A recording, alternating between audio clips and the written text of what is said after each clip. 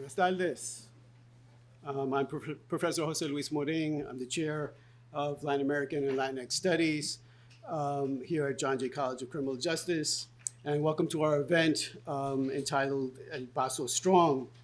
This event is part of a larger initiative that the Latin American and Latinx Studies Department has started here at the college in the wake of the horrific attack on the Walmart, on the community in El Paso this past summer. The department created what's called now the El Paso Project to remember the lives of those who were lost in El Paso, to educate on the long history of anti-Latinx hatred and discrimination in the United States, and to empower our students and the larger John Jay community to engage in active efforts to advance justice in response to today's climate of hate.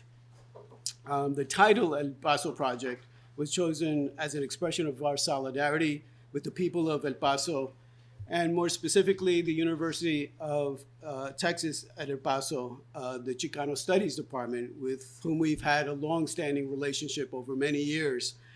We've collaborated on any number of projects. We have a teleconferencing course that we offer from time to time. We have research projects. We also had one of our students in El Paso this past summer. And so we felt very touched by directly touched by what had happened this summer in El Paso, given that relationship. And so we have invited a couple of special guests to be with us this afternoon. I will leave those introductions to my colleague, Dr. Isabel Martinez, in a little bit. But I do want you to know that this is part of a series of events. We have flyers up on the table here, which tell about some of the other events that are coming up. We have a teach-in that'll be coming up shortly. Please pick up a flyer on the way out. And look for our emails and look for other announcements about what we will be doing, because this will be a year-long project, and we'll be continuing into the spring semester. I also want to take a moment to thank all of the different parts of the college and people that have been instrumental in helping put this particular event together. The Office of the Provost, and Provost Yili is here. Maybe you want to stand up so that we can be recognized. Thank you. The Rosado Fellows Program has been very helpful in helping to support this event as well. The John Jay Dreamers, please stand up. La Voz has just also been very active and instrumental in helping in all of these different projects. They should be recognized. They deserve an applause too. The Latin American Student Organization, LASO, has also been instrumental in helping many of these activities. And we also have with us the president of the college, Carol Mason. Please stand up. Please stand up, Carol. And a myriad of other important administrators. I also want to recognize Cynthia Carvajal, who's been our manager for the Immigrant Success Center, and we have VP Titan, VP Hardigan from Student Affairs. We have, I thought I saw VP Gins here as well. Oh, there she is back there, Laura Gins, VP Merrill, and Allison, which I can't remember what your title is. Your title changes all the time. I'm just here with you all. So thank you, Allison, for being Allison Pease. And so, before we begin, one of the things that we set out to do is to make sure that these activities are about remembering what happened to El Paso, but also recalling all of the other tragic events and issues that and challenges that Latinx communities have faced for so many years. This is a particularly difficult time, especially for immigrants, Latinx immigrants. So I think it's appropriate for us to take just a brief moment, in particular in memory of the people and the lives that were lost in El Paso this summer.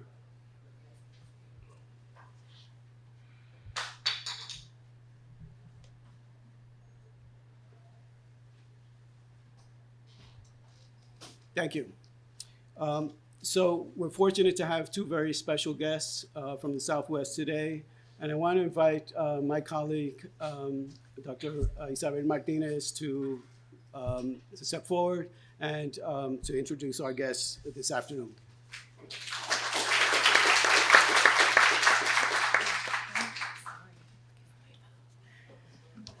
Good afternoon, everyone.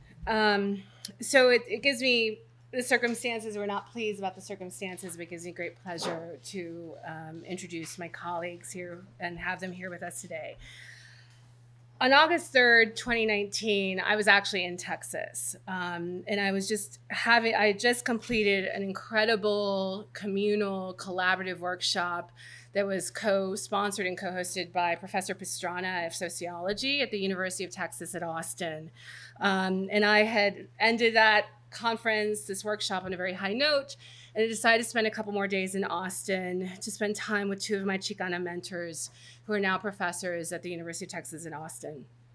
We were strolling, we were shopping, we were totally relaxed, when all of a sudden our phones started to blow up with text messages from our friends in El Paso and across Texas, alerting us to what was happening. After learning about what was happening, my heart dropped and then broke. For the past 8 years, El Paso has become my second home, as I have been fortunate enough to work with first Dr. Montelongo and then Dr. Natividad on several projects. First, the global learning communities that we created with first-year seminars with SASP. Then more recently, we've been working on an edited manuscript focusing on how Latinx studies classrooms and Hispanic-serving institutions can best use technology in the classroom to teach and support our students across disciplines. Irma and Nick have become like family. And to know that they and the rest of the wonderful people who I've met in this border community were hurting shook me to the core. The fact that the shooter, prompted by white supremacy and vitriolic rhetoric that has overtaken our country recently, but has also been present, lurking, and festering for centuries, had intentionally arrived at this peaceful border community to target Latinx folks, Mexican folks, and immigrants, people who look like me, people who look like many of us here at John Jay, angered me, but also deepened my resolve that we had to do something, that we were going to do something to combat these efforts. And combat them we are. As Professor Morin mentioned, the LLS department has planned an entire program, has taken leadership to educate the John Jay community around the history of anti-Latinx violence that has plagued the United States for centuries. Included in this program is today's event, our presentation, or their presentation, titled El Paso Strong. And like I said, while I am not pleased at the circumstances under which Dr. Montelongo and Dr. Natividad are here today, I am deeply grateful that they could join us as native El Pasoans, but also as award-winning academic experts on issues of violence in the Borderlands, and so that they can share how El Paso has been impacted, but also how they are healing. So I'm going to embarrass our presenters by saying wonderful things about them. I'll stick to just the academic stuff, but I could go on and on about how warm and funny and caring and beautiful people they are. But Dr. Nicholas Natividad is an associate professor in the Department of Criminal Justice at New Mexico State University. His current research focuses on community practices of human rights across borders. His larger research trajectory seeks to investigate political movements that transmit and translate ideas of local communal justice. He was a visiting research fellow at the Center George J. Mitchell Institute for Global Peace, Security, and Justice at Queen's University in Belfast, Ireland. He is the co-creator of the museum exhibit Tratando Pasos Ajenos, Social Justice and Inequalities in the Borderlands, an art and cultural exhibit that focuses on regional issues of justice and equality as they pertain to identity, environment, history, immigration, faith, and law. He is a former Dean's Fellow in the College of Education at New Mexico State University and a former fellow in the New Leadership Academy at the University of Michigan. He is a huge advocate for community engagement initiatives and believes in education should offer outlets for students to learn from and give back to their communities. Dr. Irma Victoria Montelongo is an associate professor of practice and the director of the online program in the Department of Chicano Studies at the University of Texas at El Paso. Dr. Montelongo received her Ph.D. in Borderlands history from UTEP, the University of Texas at El Paso. Her fields of study include gender and sexuality, Latin American history, U.S. history with a subfield in immigration studies, and Borderlands history with a subfield in race and ethnic studies. Her research and teaching interests focus on race, class, gender, sexuality, and criminology on the U.S.-Mexico border. Her dissertation, entitled Illicit Inhabitants, Empire, Immigration, Race, and Sexuality on the U.S.-Mexico Border, 1891 to 1924, focuses on the creation of empire, law enforcement, and Mexican-American identity formation on the U.S.-Mexico border at the turn of the 20th century. Since 2011, Dr. Montelongo became a fellow at the Center for the Collaborative Online International Learning at SUNY, State University of New York Global Center. And for the term 2014 to 2015, she served as a fellow in residence with the UTEP Provost Office. Additionally, she's developed and teaches global learning communities linked with classes at Victoria University in Melbourne, Australia, as well as here, John Jay College of Criminal Justice in New York.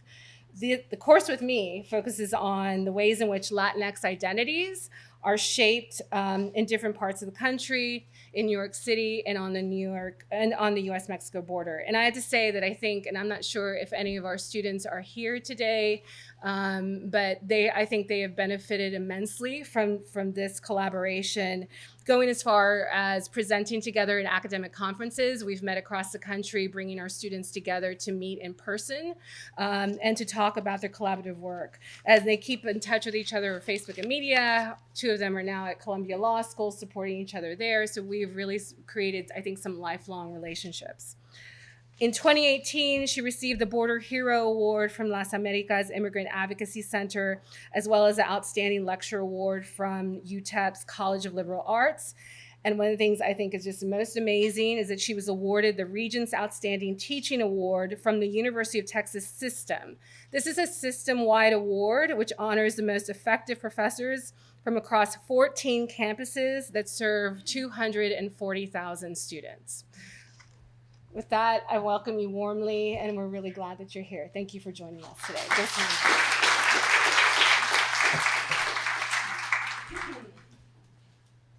Let's begin. So we'd like to begin with this first slide from a quote by Arlinda Valencia. She's the president of the Isleta Independent School District, the largest school district in El Paso. And she begins by saying, El Paso will never heal from this shooting. And I can tell you right now that truer words have not been spoken. Can you see? Can you all see that? Yes? Okay. Something else to note about Ms. Valencia is that her great-grandfather was massacred at the Borderlands massacre of 1918, which we'll briefly talk about. And so she has firsthand knowledge about what happens when an entire community is murdered. And so she says, Borderlands happened over 100 years ago, and my heart aches for my great-grandfather and other victims every single day. El Paso will move forward, but the hurt and the memories will never die. We must work to take care of those who survived and ensure their health, because they will suffer. And I can tell you right now that the city continues to suffer on a daily basis. And so what we want to do then is kind of give you a historical context of the state of Texas and a little bit about the city of El Paso, so that you'll have a better understanding of how all of this ties back to what happened on August 3rd, 2019. So we wanted to have a conversation, obviously, with you all, and what we wanted to do is we wanted to show you how the story and the history of the Borderlands is actually your story. How the borders that cut through us living on the Borderlands physically are also the borders that cut through you metaphorically. And so the first thing that we want to do is we want to talk about the history of hate. After that, we want to go into racial projects and understand the larger, again, historical trajectory of how racial projects have been situated along the border. And then talk about contemporary racial scripts, and finally talk about rehumanization and how El Paso is healing from this notion of rehumanization. So first we want to start with the history of hate, and we start with a quote.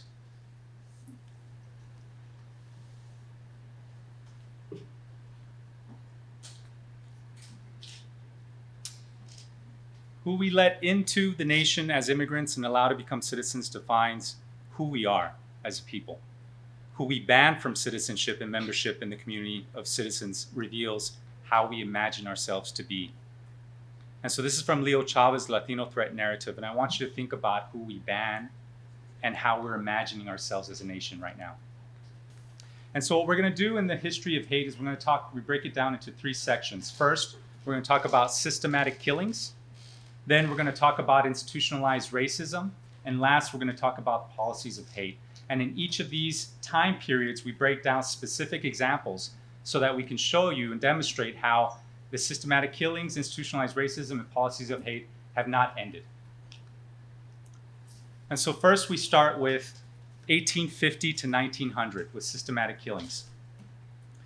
This period in the Borderlands is marked with incredible violence, which includes between 1848 and 1928, at least 571 Mexicans were lynched in the United States.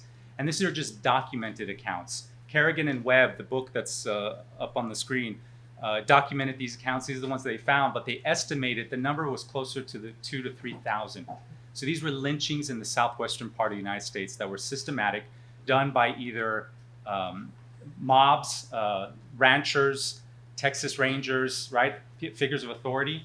And we see not just that the lynchings took place, but also in the media, how they were portrayed and how the lynchings were kind of egged on by people in the media. So here's a quote from the Weekly Arizona Miner in September 1873, which talks about cutthroats from Mexico have commenced another bloody crusade against American citizens, and we call upon our government to take measure that will forever put a stop to the diabolical crimes of the half-civilized semi-devils of the accursed land of Moctezuma.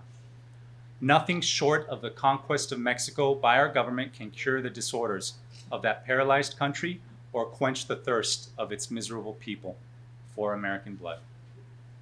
Okay, so I'd like to talk to you a little bit about this time period between 1900 and 1950, and keep in mind the rhetoric that Dr. Natividad just introduced. This notion of Mexicans being half civilized or not civilized, being barbaric, semi-devils, language like that. So we include another quote by Leo Chavez. Through objectification, people are dehumanized, and once that is accomplished, it is easier to lack empathy for those objects and to pass policies and laws to govern their behavior, limit their social integration, and obstruct their economic mobility. Okay, so one of the first incidents that I want to briefly talk about is what is known as the 1917 bath riots in El Paso. And so in 1917, there is this panic, and it's a false panic, that there's a typhus epidemic on the U.S.-Mexico border. And I think it was like 4 people had died of typhus. But one of the deaths was a prominent white physician in El Paso who had gone into Juarez, into Ciudad Juarez, our sister city, to treat some of the people that were sick. So when he gets sick, when he comes back to El Paso and he gets sick and dies, then that sparks this unfounded fear that there is a typhus epidemic. And so the Immigration Service and the city and county leaders institute a quarantine and a bathing process for all Mexicans that are crossing the border in El Paso. And so the bridge that we're talking about in El Paso is in downtown, and it's called the Paso del Norte Bridge. And this is the bridge where this delousing process is going on. And so what would happen is, if you were Mexican and you were crossing the border, you were forced to take a bath in a kerosene and a gasoline type mixture to delouse the person, because the assumption was that if you were coming from Mexico, you had lice, and so therefore you had to be deloused before you could go into El Paso. And everybody had to go through this. Everybody, unless you had money. Let me qualify that.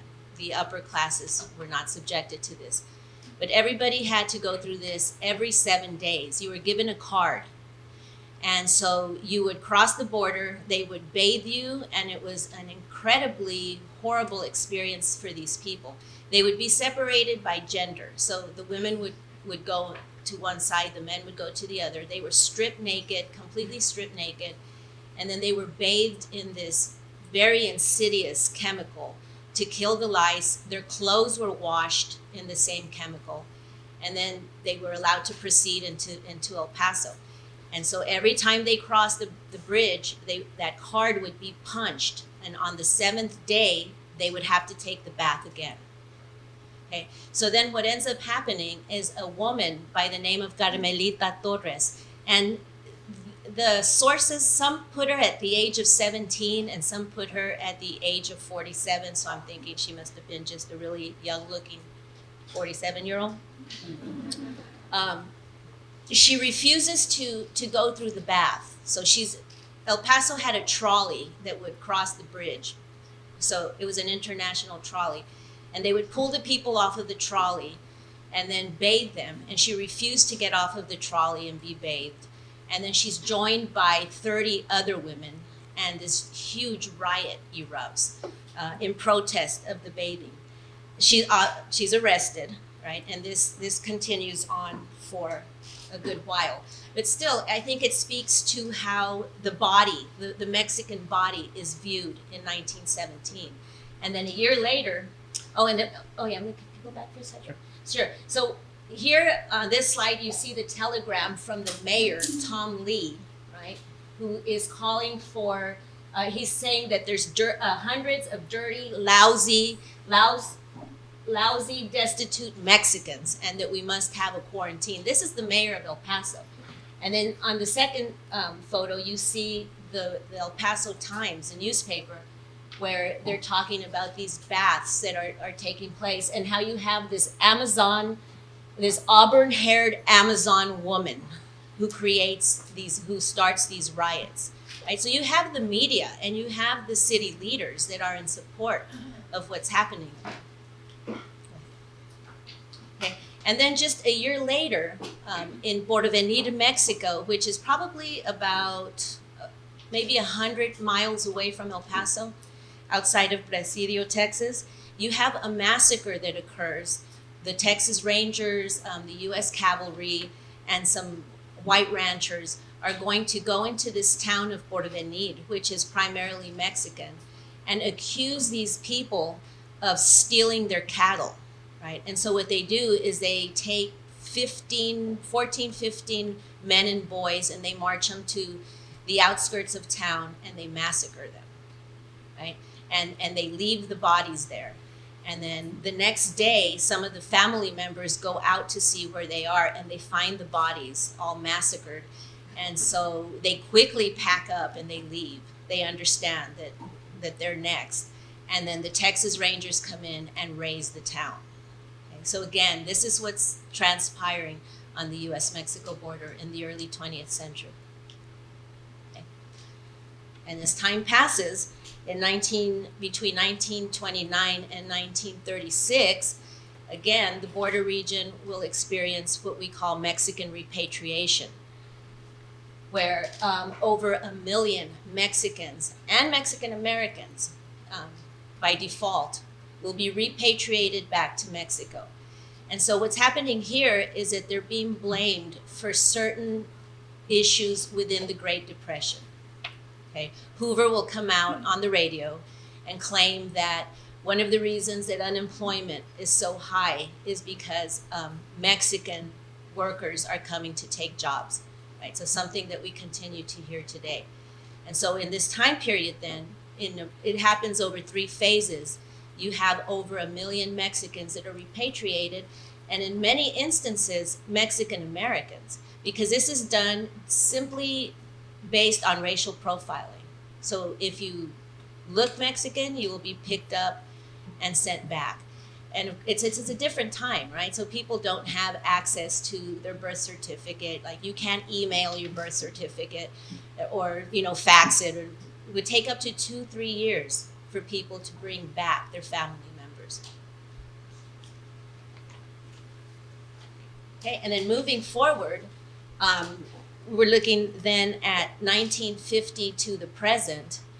We want to start with Operation Wetback, which occurs in 1954. And you know, my students sometimes are just taken aback when I talk to them about this. They can't believe that the government would call a project such a thing, right? Wetback, are you kidding me? And it's like, no, I'm not kidding you. This is what it's called, Operation Wetback. And so again, it's a perceived border crisis. And what has happened here is that during World War II, the United States signs an agreement with Mexico, the Bracero program, to allow Mexican laborers to come and work in the agricultural sector during the war. Okay, so this is the period where agribusiness is really, really expanding to the corporate, sort of these corporate farms that you see today. And these growers then start to recruit undocumented laborers to fill these positions. And it's more laborers than the Bracero program can accommodate. And so people just start coming in without the proper documentation. There's a job waiting for them. And it pays much better than what they would earn in Mexico. And so large numbers of people start to come in to work in these large agricultural sectors. So again, people start to perceive this as an invasion or an onslaught. And you have then this program, Operation Wetback, that is created.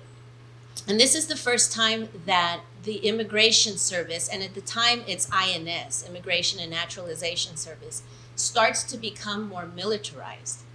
Right? So what Dwight Eisenhower does is he hires or he puts into place General Joseph Swing, who had been a general in the Army.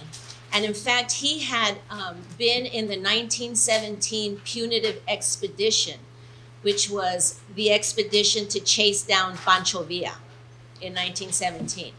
Right? So he's this really military-minded person who comes in, and he starts to militarize the INS. This is when they bring in the green uniforms that Border Patrol wears, right? Because he wants them to look like the military. And so they're using all sorts of tactics, airplanes, and all sorts of things to go after immigrants. And again, I say it's a perceived crisis because it is American growers who are calling in these laborers, right? And of course, people are going to come into work. And so it's not really something unusual like they make it sound that's happening, but rather just people looking to survive, much like what you see today.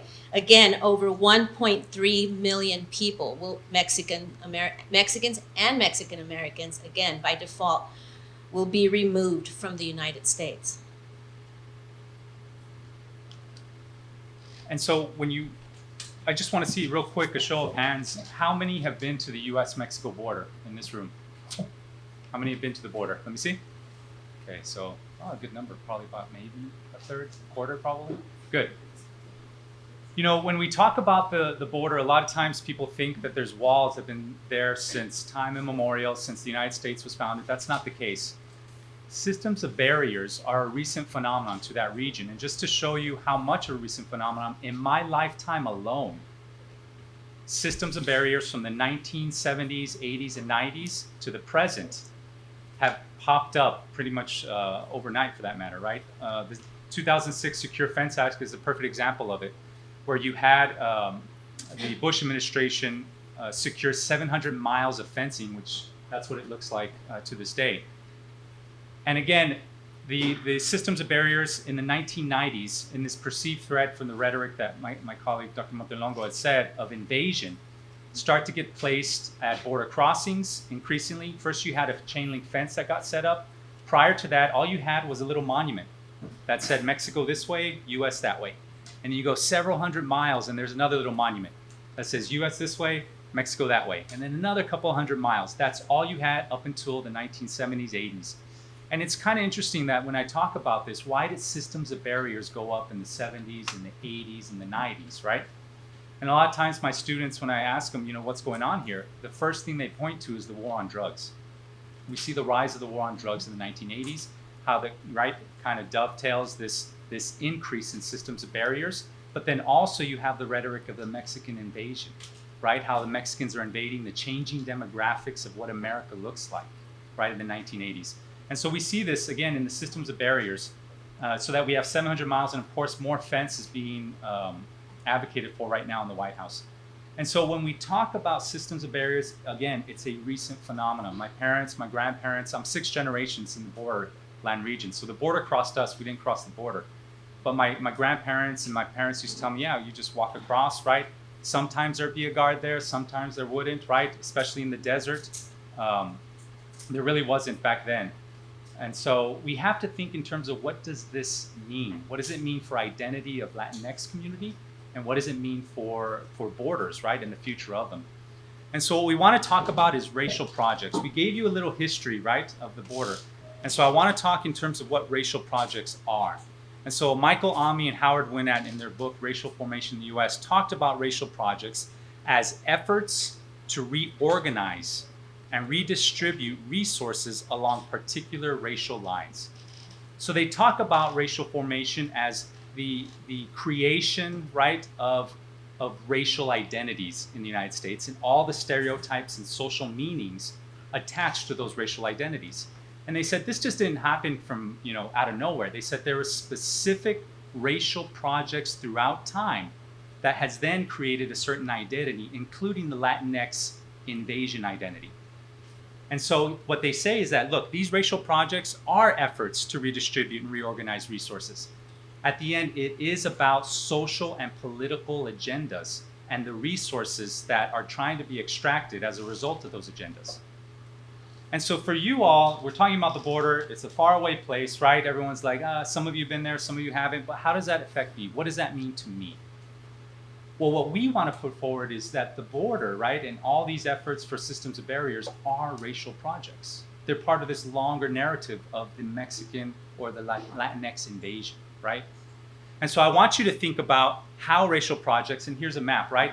Starting from slavery, right, to the Jim Crow laws, Bacon's Rebellion, all these things you've heard about, right? These are all historical racial projects, right? Markers in time in US history that then created our notion and understanding of race today. And again, these were efforts to reorganize and redistribute resources along particular lines. Michelle Alexander's book, right? The New Jim Crow Laws. A lot of you, nodding your heads, you've read that, right? She talks about how once slavery ended, the new Jim Crow, or the Jim Crow laws, right, began. Once that ended, right, and legal rights, right, were better established after the Civil Rights Movement, all of a sudden you have mass incarceration. The continuation of these projects are ongoing, and that's what she's trying to tell us. So for you, I want you to think about all the different racial projects, right, that have existed, especially in the United States throughout time, from the quote-unquote discovery of the Americas, right, to the establishing of national borders and solidification of the United States, to, again, slavery as an institution, institutionalized racial slavery, to then lynching, systematic killings, right, which we just discussed along the border, right, to segregation, Jim Crow laws, to then, again, systematic killings, the Ku Klux Klan, the establishment organizations, the Japanese internment camps, right? All these is racial projects, right?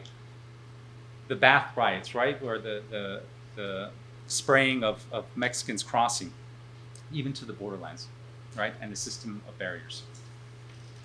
And so for us, it's important that we understand what these racial projects are and what they do and how they've been formed throughout history. But the most important thing, I think for Dr. Montelongo and I, who teach Chicano studies, I taught Chicano studies at UTEP as well before, is what do these racial projects do to us? Whether we want to admit it or not, we are the products, right? The way we think, the way we understand, the way we view others, and the way we view race. We are products of those racial projects. They've infected, and we're going to talk about that infection, right? They've infected our minds, right? As Borderlands scholars have taught us, they've infected our minds to think of the world in a certain way. Okay, so with these projects, with these racial projects come racial scripts. right? And so we'd like to talk a little bit about these racial scripts using the work of Natalia Molina. And so Natalia Molina writes, racialized groups are linked across time and space. Once attitudes, practices, customs, policies, and laws are directed at one group, they are ready available and hence easily applied to other groups. And so what Molina is arguing here is that throughout history, these racial scripts have been developed and that are easily moved from one group to another. Right? So if we think about, say, 9/11, right? Prior to 9/11, the way we viewed Arab Americans changed dramatically after 9/11. And so, but we had those racial scripts in place already. We already had scripts of hatred available that we could easily then impose on other bodies after other events. And so what we're looking at then is how these racial scripts of the early 20th century, the mid 20th century, are once again being used and imposed on Latinx people. So you can take the racial scripts that were used against Mexicans in the early 1920s and see how they're being used now against Central Americans in 2019. So in here, and then the violence that comes with it, right? This is a picture of 1873 of the lynching of Mexicans by the Texas Rangers. And then unfortunately, and Nick and I have gone back and forth with these images because they're still really raw to us. We're still having a hard time wrapping our head around this. But the other picture then is the picture of the Walmart shooter in 2019. And so this was taken by the camera at the front of Walmart. And so we go from Mexicans, right, on the end of a rope to Mexicans at the end of an AK-47. Next, we talked in terms of 1917 and the rhetoric around institutional racism, and specifically the invasion of Mexicans and that there needs to be quarantine. Remember, we showed you this telegram? And so what we wanted to show you again, that these racial scripts are continuing, right? The new form of telegram of the new threat narrative, right? And where it's taking place. So here's some images from Fox News, right? That talks about diseases at the border, tuberculosis, scabies, right? The new form of a telegram today, right? Here's another one. Could immigrant kids bring diseases to the U.S.? Bombarding, right, with this threat narrative. Here's a Facebook post about an outbreak in the southern border that there's no cure, right? And so again, these scripts are continuing. We showed you the history, and that history and those scripts are continuing to this day. So here we have the cages in 1954. In 1954, when they're picking up undocumented immigrants, laborers, right, who are coming in to work at the behest of the American growers, they were placed into these horrible cages and held until they were deported. And then in 2019, this is underneath the Paso del Norte bridge. This was in the summer, this past summer, where they were, they're instituting this Remain in Mexico policy. And so they were holding these people, they were trying to keep them from coming in, but there were so many people that they built this sort of like corral under the bridge. And this is a picture that we took in 2019. And again, one of the things that I think we need to also sort of keep in mind is how we police bodies, right? And not just the notion that they're undocumented, but the body itself, the idea that it's diseased and that it's sort of an invading object, right? And then again, so the scripts I think that we're describing right here were the scripts that were sort of designed toward Mexican bodies, but are now being heaved onto Central American bodies. We're talking about Latinx people, but it's a different type of migration, right? But it's the same racial script that you see. And so what we have here is in 1954, the Attorney General, Howard Brownell, is at a breakfast meeting, and he's talking to some of his audience, and he suggests that one method of discouraging wetbacks would be to allow the Border Patrol to shoot them. Okay. And then Clip.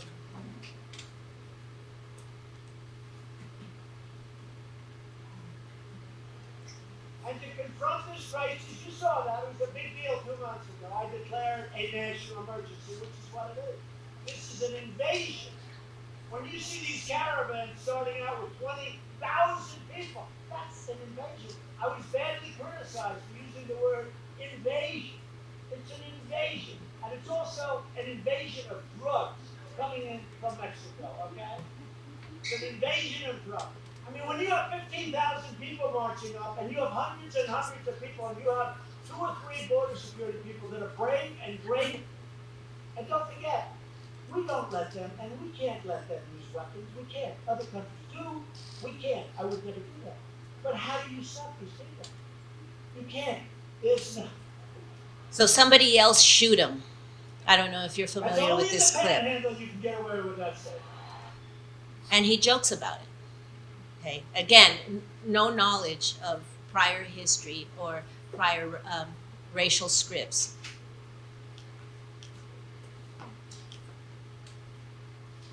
Okay, and then again, we have a quote by the District Attorney of Imperial County in California. They commit various depredations throughout the country, such as burglarizing farmhouses, stealing fruits and vegetables to survive. Upon the heels of the vast army of wetback is the problem of prostitution, because destitute females from Mexico cross into the U.S. to service Mexican workers. Mexican immigrants threaten the homes and health of American communities. They're not sending you. They're not sending you. They're sending people that have lots of problems, and they're bringing those problems with us. They're bringing drugs. They're bringing crime, they're rapists, and some, I assume, are good people. But I speak to border guards, and they tell us what we're getting. And it only makes common sense. It only makes common sense. They're sending us not the right people. It's coming from more than Mexico.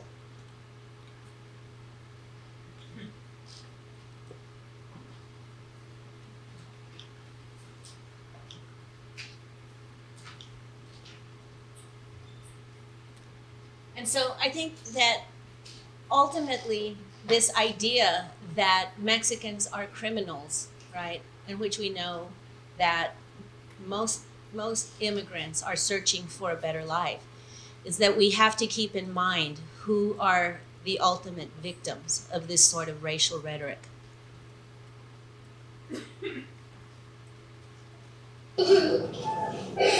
Oh my God! No, the Hispanic people not doing nothing bad. They just did nothing. Okay, do nothing but please open the door for the parents. I'm stuck over there in jail. I'm not gonna have nothing. It's the birthday of school for me. My dad mama everything for me to live over here. The rent, and I don't know what I'm gonna eat. I'm so lonely right now. I need my dad to me. My dad didn't do nothing. He's not criminals. The government, please clear your heart. Let my parents be free with the everybody else, please.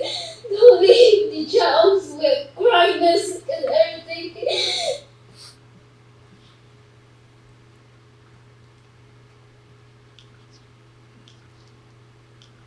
Okay, here, I think we'll leave this for the Q&A, okay? Because I think we really also need to talk about internalized hate. Quickly, just this picture at the very top. That baby, his parents were killed at Walmart. And that is his brother and his mother posing. So they're obviously Trump supporters. But the question I'm going to pose to you, and we can talk about this in the Q&A, is at what point do we as Latinos internalize this sort of rhetoric? And so we want to end real quick on rehumanizing. So what does this mean? Okay, we talked about this long history. It's a hard history, right, to digest. And yet there is hope, right?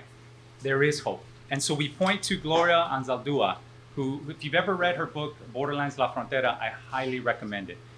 And what she talks about in the book is she says we are suffering, right, from absolute despot duality that says we are able to only be one or the other. It claims that human nature is limited and cannot evolve into something better. I am the embodiment of the hieros gamos, the coming together of opposite qualities within. And so what she talks about is that we all have this struggle of borders within us. We all have an inner war that we're struggling with, right? Our own racism, our own sexism, all right? The ways that homophobia, right? Xenophobia, all these things that have been infiltrated from these racial projects that get continued through these racial scripts. And what she says is the Borderlands is a very unique place because this is the point in which the two worlds come together. They may collide, but yet she says we can transcend all these divisions and borders, right?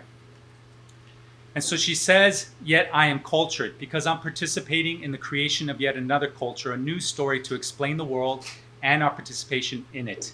A new value system with images and symbols that connect us to each other and to the planet. And we want to end with Gloria Anzaldúa, and we're going to show you a few images because it represents the border consciousness. And whether you all know it or not, you represent this border consciousness just by being in this room today.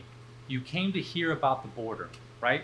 This faraway place, but yet at the same time, you're participating in a new culture, one that connects us across this geography, right? This new culture that breaks dichotomies, that doesn't see things in just black and white. And this kind of symbolizes really what El Paso is and how El Paso healed as a result. That hate had to travel 800 miles to go there because it didn't exist there. Right. And so this picture right here, these pictures are the memorial that still exists today at Walmart. And so, and it stretches for blocks. It's just incredible if you see that. And so the way that the community came out, and the binational community, because of the 23 victims that died, 8 of them were from Mexico. So actually, I think 6 of them were from Juarez, 1 was from Torreon, and then there was a German immigrant that passed away as well. And so if for people who don't understand the border, I think this kind of puts it into perspective, right? We live together, we shop together, we eat together, and we die together. Regardless of citizenship, right? This is a vigil that took place at the baseball field. So we have a AAA baseball team called the Chihuahuas. Okay. Here's yeah. Okay. This is this is the funeral of a woman named Margie Record that passed away, and her and her husband had no family. They had moved to El Paso from Oklahoma or somewhere. And the entire, he asked if some people could please come to her funeral because they didn't know anybody, and something like 7,000 people showed up. So there was a line outside the funeral home with people just lined up just to enter in. It came out in the news throughout the nation. And that's El Paso. Yeah. That's El Paso. Mm-hmm. The inset is a vigil that, again, like another 10,000 people attended at a park. And so we want to talk in terms of the rehumanizing that there is hope, right? And of course we want to pay respect to those that have passed.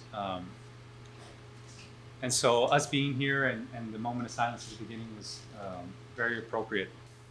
And we included a poem by Julia Esquivel, who is a Guatemalan poet, and she talks a lot about the killings that took place in Guatemala and Central America. And one of her famous poems is They Have Threatened Us with Resurrection. And she talks about through the exhausted from the endless inventory of killings in 1954 in Guatemala, yet we continue to love life and do not accept their death, because in this marathon of hope, there are always others to relieve us in bearing the courage necessary to arrive at the goal which lies beyond death. They have threatened us with resurrection because they do not know life, poor things. So loving life, others that are here to relieve us, right? Those are kind of themes. And again, the other theme is resistance. we put up pictures of actual resistance on the border wall. Up on the top, they're playing border volleyball. So they're playing across the border wall. Below it is a border mass that takes place every year. It's an annual mass when Catholic Church on both sides gets together. And then the image of art, right? Someone peering over. It's a huge mural. And then lastly, the seesaws across the border. Okay.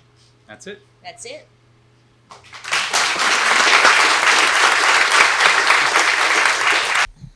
First, thank you for being here and helping to educate us, because there's a huge value in educating those of us who share your views as well. But how do you reach those who aren't understanding, aren't sympathetic? How do you get this same message? Well, again, while it's important for us to hear, it's equally important for those who don't understand to hear this history. Yeah. You know, I. This mic right here at the podium. Thanks. That's difficult. That's kind of a difficult question, but I think it all comes down to education, right?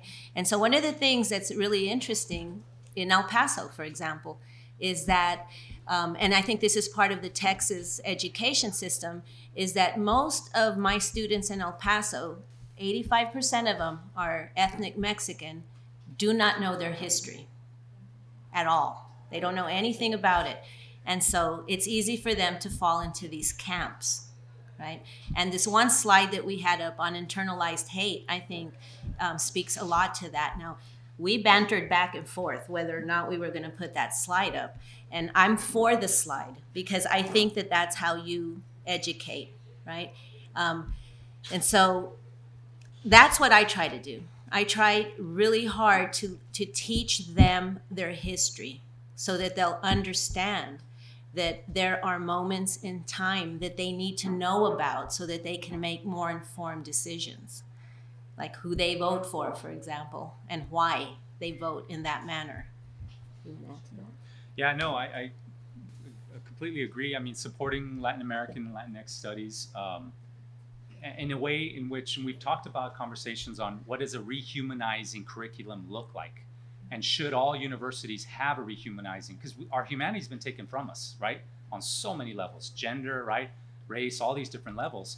And what do the curriculums look like, and how do we move forward? And I think Latin American and Latinx studies, we've talked about that. It needs to be supported, that type of education, and legitimized at that level, right? That legitimacy that people look at the college that is legitimate is important.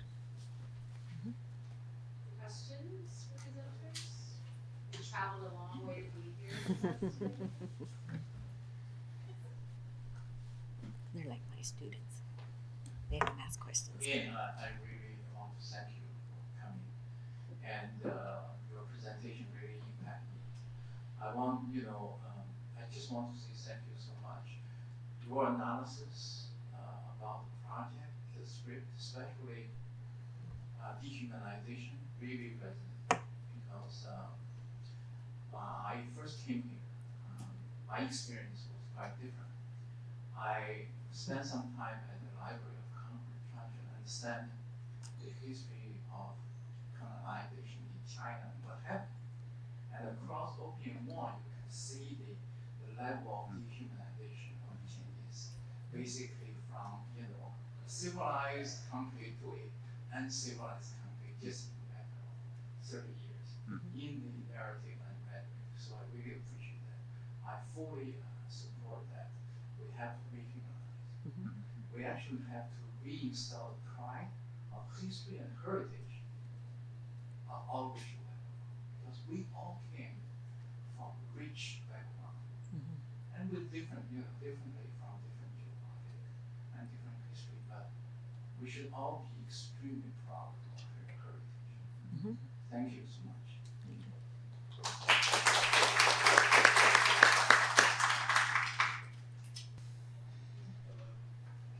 Yes. My name is Irma, I'm a freshman here at John Jay.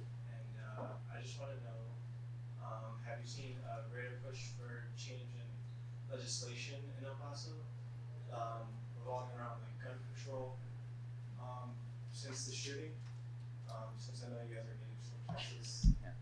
maybe at a state level, like anything for a greater push in changing legislation and how guns are distributed. Because I know Walmart being a big corporation itself, they also sell guns. Mhm. So. Yeah. So El Paso is not really like the rest of Texas.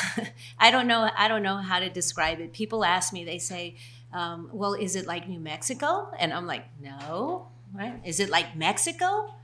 No. It's kind of like its own state of mind, right?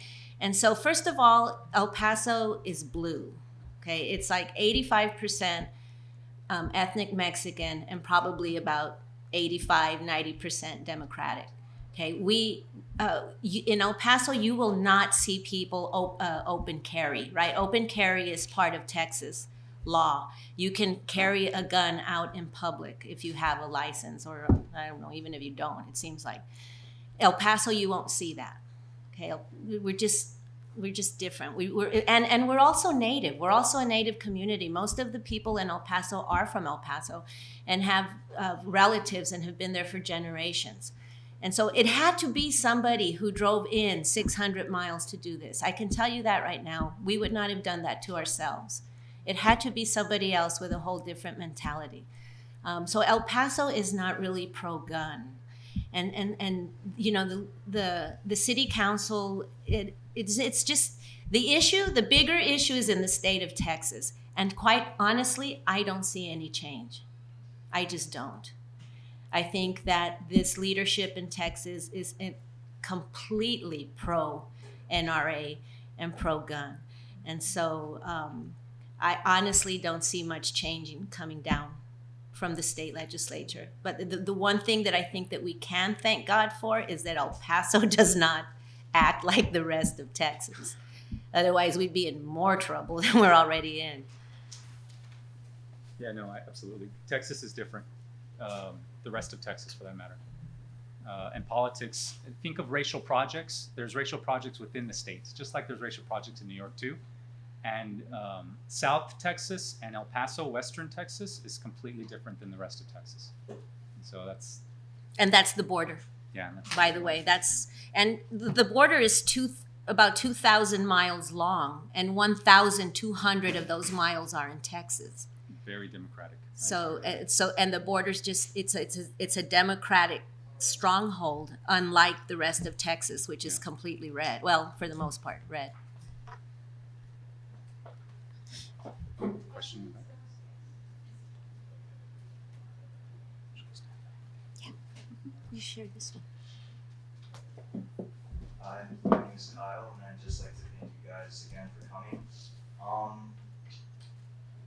I enjoyed your presentation today, and I just wanted to think about like the ideal kind of like what can we do to help invoke change for our country, for our nation. I mean, I really do feel that our president has something to do with the action that was taken in El Paso in terms of this racial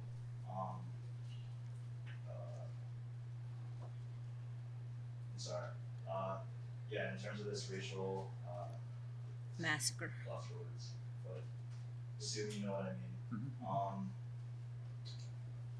Now,